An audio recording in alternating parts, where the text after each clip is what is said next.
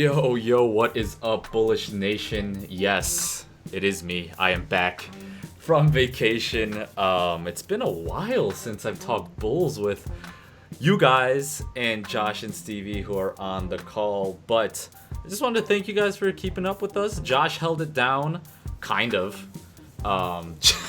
Josh is in the background laughing. But let's get the intro music going and get started on this Jazz game that didn't go our way. 7, 6, 5, 4, 3, 2, 1. Oh, this you crazy mother. Oh, too big, too strong, too fast, too good. And the Bulls lead by one. Timeout. All right. What is up, guys? What is up, Bullish Nation? We got bad news today. 102-98. Bulls lose against the Jazz.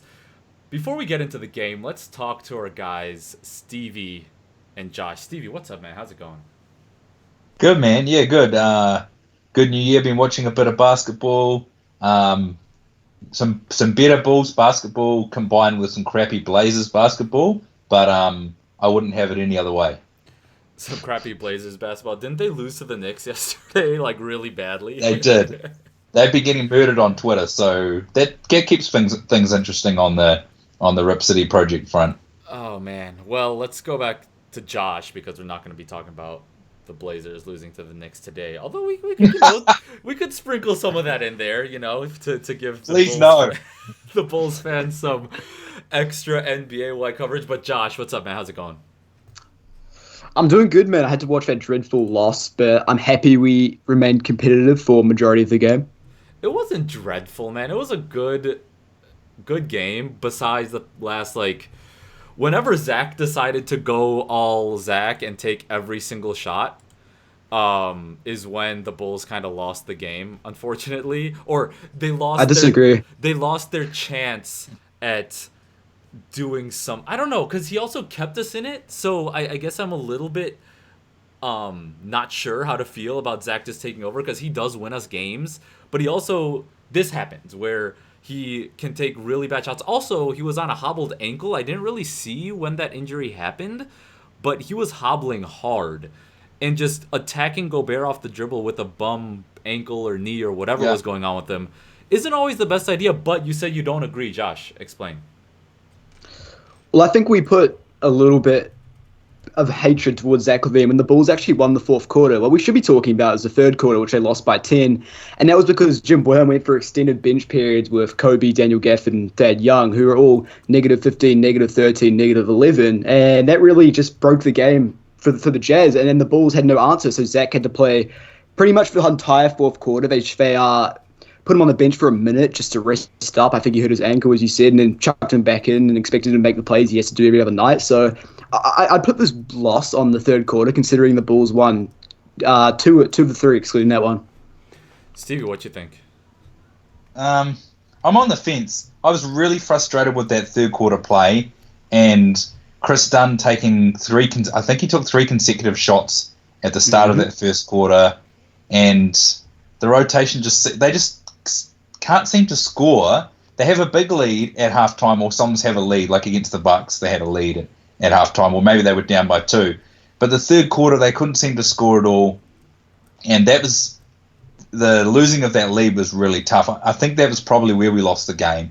But at the end there, Zach was injured, and he knew he was injured because I could see him grimacing in pain, but still trying to take the ball in against Gobert in that end of game situation, even if he was fouled, which it looked like he might have been. I just don't know if that was the smartest decision to end the game there, because Gobert around the rim is almost impossible to score on in that situation where you're absorbing contact around his big arms and then trying to go through him. And if you're injured, you're probably not going to make that shot. I do like him being aggressive and attacking the rim instead of settling for the jumper. But in the given circumstances with his ankle or whatever was hurting and it being Gobert, this was the one time where it was kind of questionable. But I guess if he made it, then we would have been praising it. So it is a make or miss type of situation.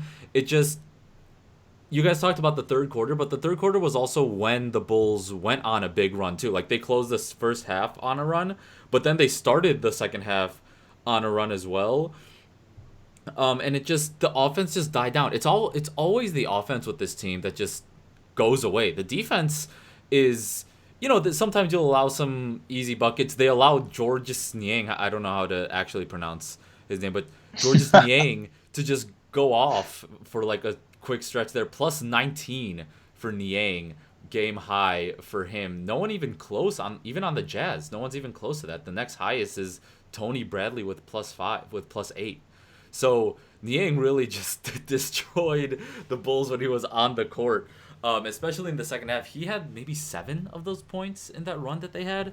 So that was interesting to say the least. But let's get back to our Bulls. LaVine, we already kind of discussed, 26 points, 9 of 26 from the floor. So not super efficient. 3 of 11 from the three-point line, 5 assists, 4 boards.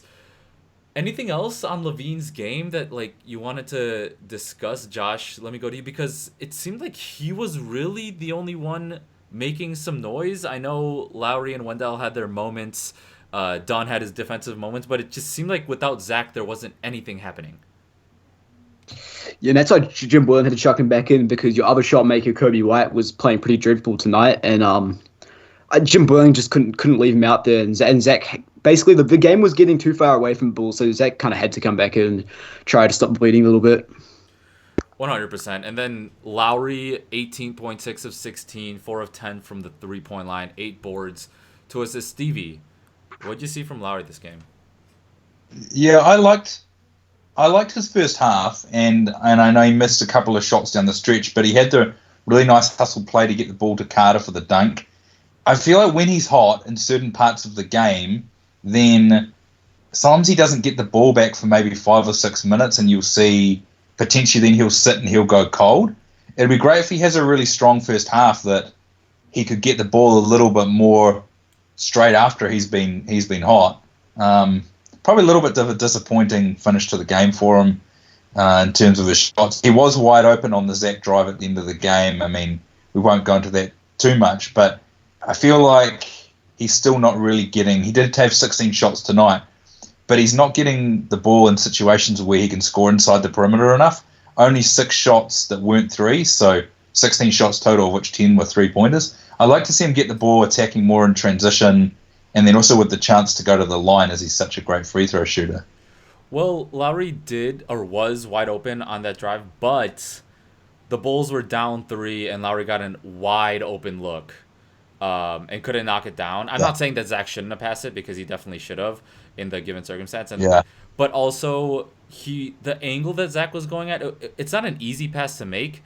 And also, Lowry looked wide open, but on that pass, the Jazz defender was almost in that passing lane. So it wasn't as easy of a look to Lowry as maybe people made it seem, or maybe it looked like at first glance.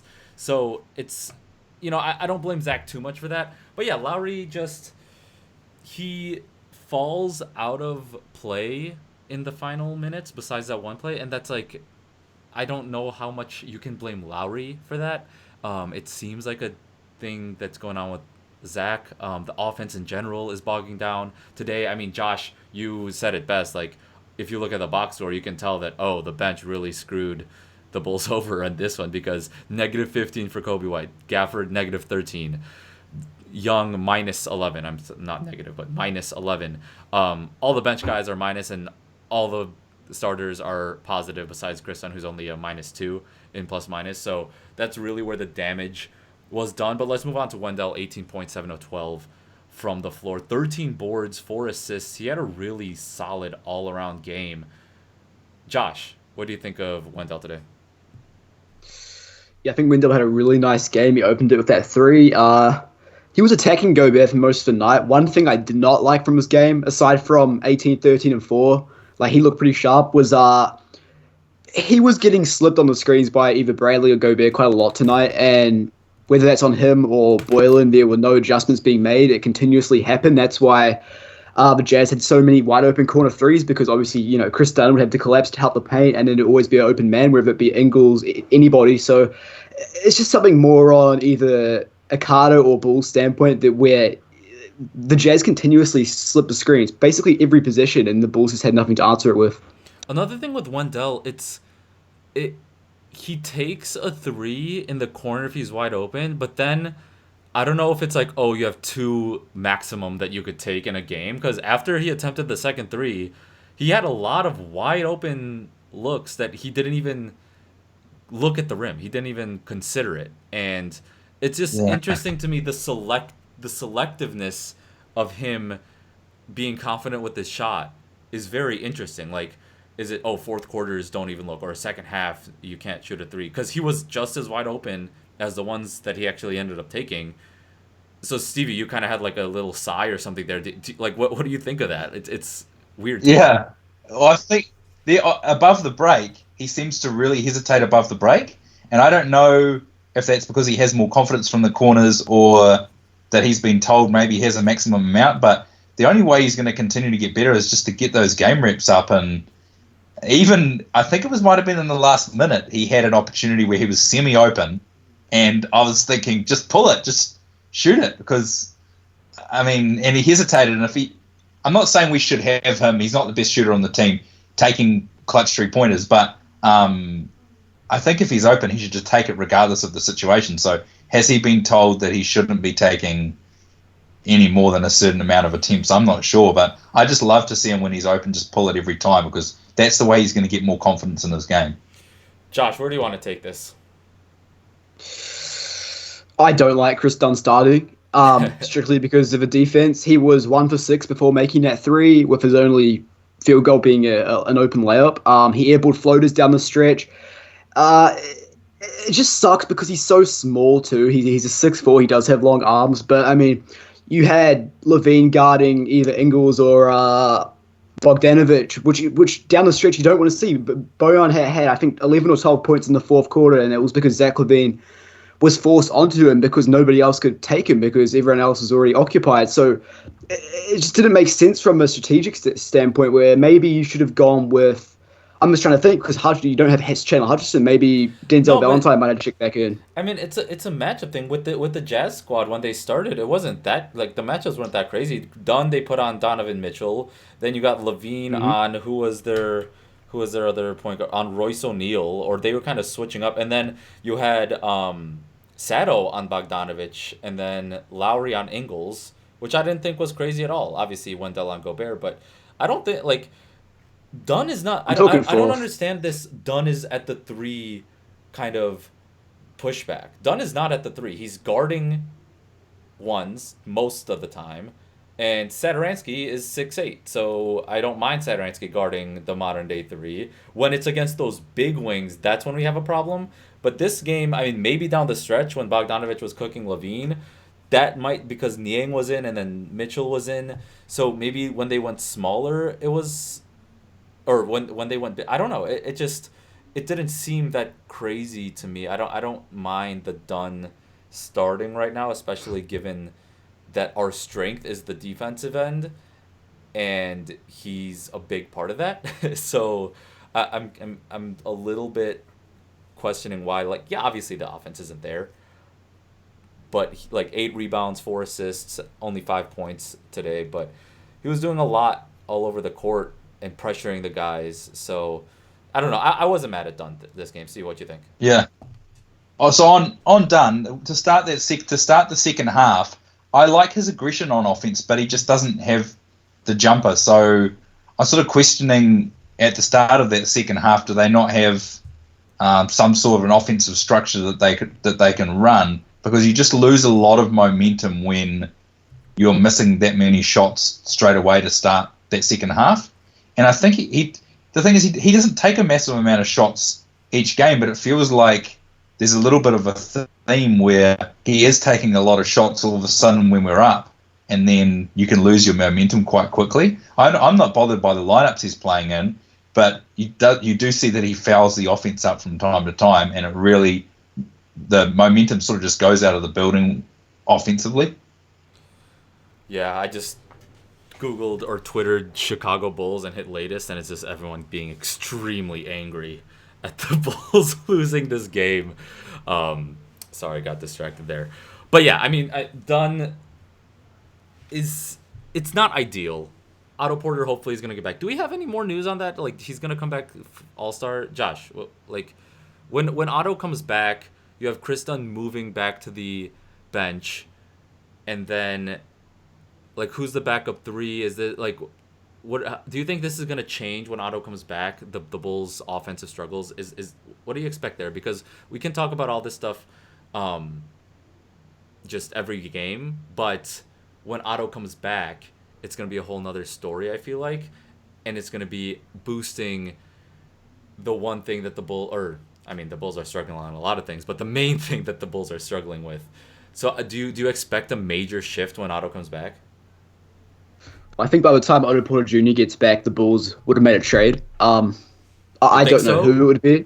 I think they do make a trade, whether it be potentially Denzel or Thaddeus. Maybe they look to ship Dunn to a contender, considering he's coming off his contract. It'll be interesting to see. But I think the Bulls realize that they struggle so badly offensively, specifically the bench. There's no really go-to scorers aside from Kobe, who's extremely streaky. So from a strategic standpoint, it does make sense for Bulls to try and add somebody, especially if they're going to contend for the 8th seed, which is extremely even more wide open now that, sadly, Jonathan Isaac's out for another couple of months. We'll definitely do a full trade pod before the trade deadline, looking at all the possible targets, all the possible trades that maybe the Bulls could be looking at. Like, let's not try to come up with the random ones right now. But I don't know if Denzel Valentine really has any trade value. I genuinely don't think that any team would give up anything that is worth it. Basically, like, if you want maybe some second rounders, maybe he's worth 2 second rounders. Thaddeus Young, maybe, but his trade value is probably at an all-time low too. We'll see. It's nothing. You'd want to package it with a draft pick at least. If you're going to package Osten, I think Dunn, considering he's got the most value out of all three of them, maybe you can get something back that can help you off your bench. Maybe that's just me talking. No, Dunn, I could see. Anyway, Stevie, what do you like? Why is this? What do you attribute to this offensive breakdown every single game? Yeah, they just seem to like go on ebb. The game ebbs and flows in ways that they look like a team, and this Jazz team is a good team. They've been really good teams this year. The Bulls, when they're playing really well, like in that first half, they look as good as teams that are legitimate playoff teams.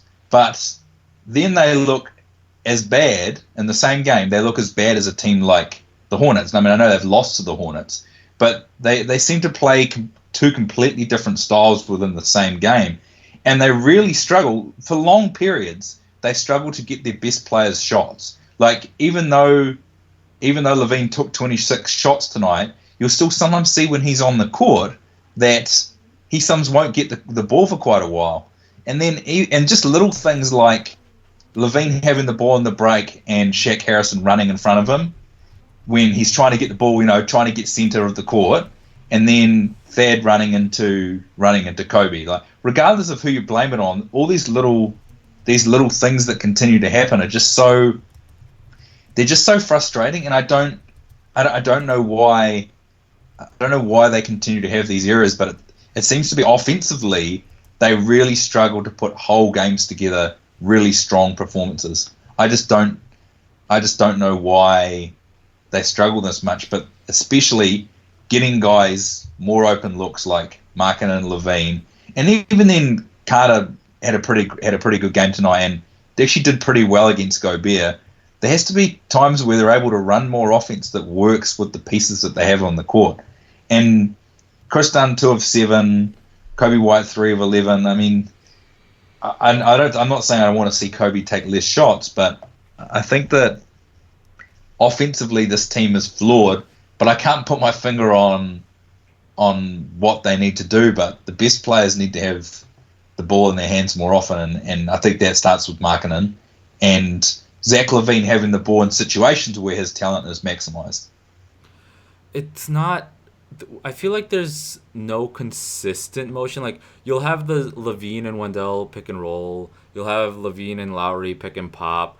But when it dies down, there's no reset. And I guess this game isn't a great example of it because there were some times where we got some good looks, right? But a lot of the buckets towards the end also came from just scrambles or like that hustle play or Yeah. it just random plays that you're not really planning on happening. And those are fine. Those are fun too. It's just not sustainable, and clearly it's not sustainable. I mean, the Bulls haven't been winning too many games, too many close games. That is. But yeah, it's just nothing was really sticking out again. Like Thaddeus Young was, he did make a 3-pointer, 5 points, 4 boards, only 15 minutes for him. So let's see if that trade request buzz starts kicking back up. Gafford basically did everything he did in the first half. Like I was talking on the halftime show, we were talking about how like he looked really strong, like physically strong, like and barreling through guys, going after the boards. But the second half, he kind of just was a non-factor ish. Shaq, I love Shaq's energy when he was in the game. He also hit a 3-pointer. All in on Shaq, honestly. Like I don't know why he doesn't play more. Every time I see him on the court, it seems like he's doing good things. I don't know. Maybe that's just me being really high on Shaq. But I don't know. Archie seems to be out of the rotation. That's interesting. Has that been happening, Josh? Recently, it's been a trend since you went on holiday. Me and Stevie keep touching on that. Archie's minutes are starting to progressively go down, and Kobe's like going up a little bit more, and Kobe's getting more ball handler opportunities. So this is the first game all season we haven't seen Archie Diacono at all since tonight. He's played in every other Bulls game. So I'm interested to see if that's a recurring trend, especially because we saw Shaq and Denzel tonight, which we don't see too often. You know, a player he gets compared to a lot is TJ McConnell.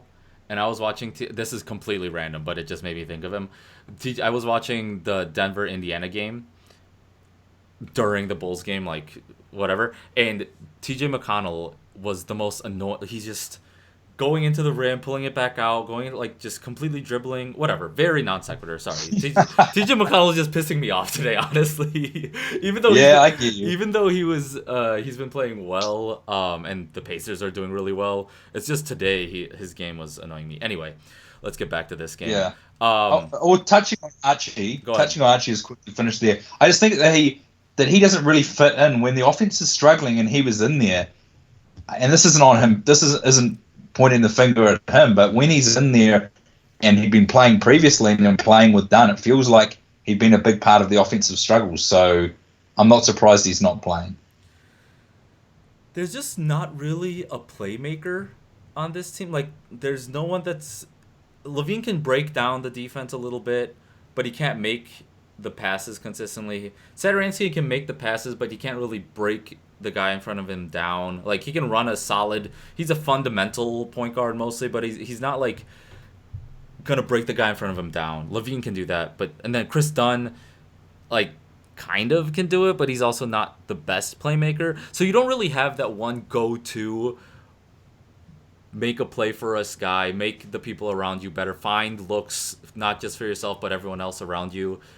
And honestly, that's just the thing that I'm going to tie this offense back to, because that's the only thing that I can come up with that makes somewhat sense for the offense just always reaching a point of breakdown. Because unless the Bulls are blowing them out, or Zach is just extremely hot, or Kobe is just extremely hot, like, unless we're knocking down all these 3-pointers or whatever, there's not a consistent motion, or there's not a consistent flow to the offense generated by someone that generally does that for other teams. Like today, for the Jazz, Donovan Mitchell can consistently create stuff, break stuff down, and find guys open. Bogdanovich can also do that. Like, Bogdanovich is probably the best playmaker on the Bulls roster too, if it was on the Bulls team. And like, that's not a good sign. If Bogdanovich is your best playmaker, that's not a good sign, and he would be the best playmaker on the Bulls, I would think. So that just kind of goes to show the Bulls' biggest limitation. Josh, like, do you agree with that? What else do you see, or what else do you think the Bulls would need? Well, it's pretty simple. You just need more shooters and more offensive players because I would rather have the Bulls have a stronger offense than a stronger defense just because we have a good defense, but it doesn't mean much when teams are still scoring on you. Your defense is only this good because you're generating a lot of turnovers. And on the other end, you can barely score on these turnovers, especially in transition. Like, it was so frustrating there how many transition points the Bulls couldn't score off of. And yeah, just looking back to that, we just need more scorers. It's just not like Kobe White type players, but people that can knock down the open three, can make the right pass, play smart, don't get too ahead of themselves. Like, you need to do, like, I'm not saying the Bulls should go for him, like an even Fournier type of player. Yeah, the Magic are not going to give him up too easily because he's been having a great year. But I was just looking at Twitter again. Cody Westerlin tweeted out, Jim Boylan, quote, "The growth plate, the area we have to grow is offensively." So I'm glad Jim Boylan agrees. I'll jump in there. Go ahead. So, talking about Fournier, I like the idea of a Fournier on the team, but I don't know if he's another guy who maybe he's a great shooter and he's pretty good at finishing around the rim and he's a good secondary ball handler, but I feel like I don't know if he complements the other players well on the team. So even if you say sent away Dunn in a bit of a package and say Thaddeus that brought Fournier back, I don't know if he complements the other players that well. I'd like to see maybe more of a true point guard who doesn't need as many touches but can set other guys up really well with passes. Set Markkanen up more often, set the table really well for Zach. I'm not saying I think that Fournier is a bad player or anything. It's just, as you said, Khan, that a guy who can really set other people up but doesn't need really high usage, that's the kind of person I could see fitting better, because down the end of games it just seems like Zach is asked to do a lot of heavy lifting, and he does cop a bit of shit for, he'll win us a few games and then other times he'll struggle, but he's asked to do a lot. 26 shots is a lot to take for a guy. Yeah, I just don't see what area Fournier really fixes for the Bulls. I guess my thing is just the offensive creation, which is not really what Fournier is going to bring, so I'm just maybe automatically against that type of move. But it's not a bad move. I mean, the Bulls do need a wing too, but I feel like you need a wing with more size, a wing that's more of a 3-4 than a 3-2 or a 2-3. I don't know. Otto Porter is perfect if he actually was healthy and played like he did last year. So maybe he's the guys on the roster that we need. But anyway, 11 for 36 from 3 for the Bulls today. 11 for 30 for the Jazz. Free throws, the Bulls got the line 17 times. Jazz got there 22 times. Both made about 77% of those threes. Rebounding edge, let's see, 45 boards for the Bulls, 42 for the Jazz. Like, nothing is really in favor of the Jazz that much. It's just finishing at the rim. Late game execution, yeah. And also just late game execution. The Bulls weren't there and the Jazz were able to do just enough to be able to pull the game out. I'm pulling up the cleaning the glass stats now, which are a little bit more detailed. But Josh, anything else you wanted to say about this game? Not much, man. I think we just we fought through going down big in the third quarter after starting well, fought back in the fourth quarter. There wasn't really much the Bulls could do. I mean, offensively, the struggles continue. There's not really a quick fix to it, as Jim Boylan often says, and I agree with him there. I think we're just going to see the Bulls continue to grind it out, and hopefully they can win one of these games against either the Celtics or Mavericks, because this schedule gets really difficult. Yeah, rim shots 29 or 17 of 29 for the Jazz, 14 of 34 for the Bulls. So missed a lot of shots there. I mean, that's probably the impact of Gobert a little bit too. And then everything else is fairly even. Anyway, Stevie, let's get your last words too, and then we'll close out. Yeah, I agree. I still feel that there's been some real positivity in the last week or two with plays with games and the way that they've played against these stronger teams. So even though this is a frustrating loss, I still think there has been some growth, and they've come a long way since the start of the season. But they've just got to try and close some of these games out against the stronger teams. Oh, one thing I did want to talk about, Levine versus Donovan Mitchell. This is kind of one we got to see it actually, and it was a hot topic. I think maybe more hot topic for us Bulls fans than other people, because I don't know if anyone else would put Levine in the same discussions. Although I think it's closer than a lot of people thought going into the year. During this year, it seems like Mitchell is just on a better level, although Mitchell hasn't been having a crazy year either. So I'm just curious where you guys stand on Mitchell versus Levine. Would you rather have Levine? Would you rather have Mitchell? Let me go to you, Josh, first. Well, obviously, I'm going to speak with bias because I'm a Bulls fan, and I mean, I'm taking Levine. Really? Because I'm a Bulls fan, and I'd probably take Mitchell.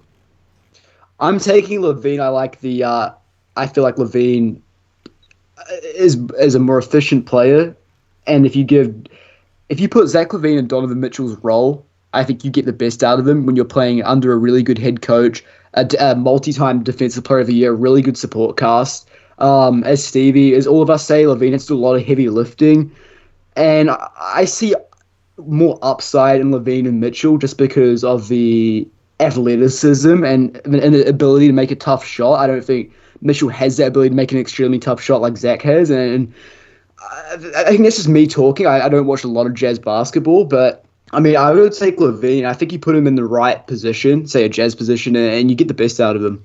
See, the thing is, Mitchell is just a lot better playmaker. And even tonight, you can see that.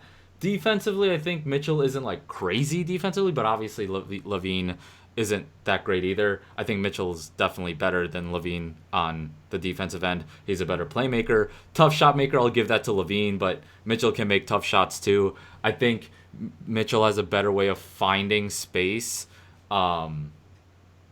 He plays in a good team, though. That's the difference. I just don't if Levine, because you were saying if Levine was on the Jazz right now, he would be better. I don't think so, because I think once you put Levine into Mitchell's spot, then you just create basically the same problem the Bulls have, which is creating plays and making plays for the rest of the team. Levine's not going to do that, whereas Mitchell will.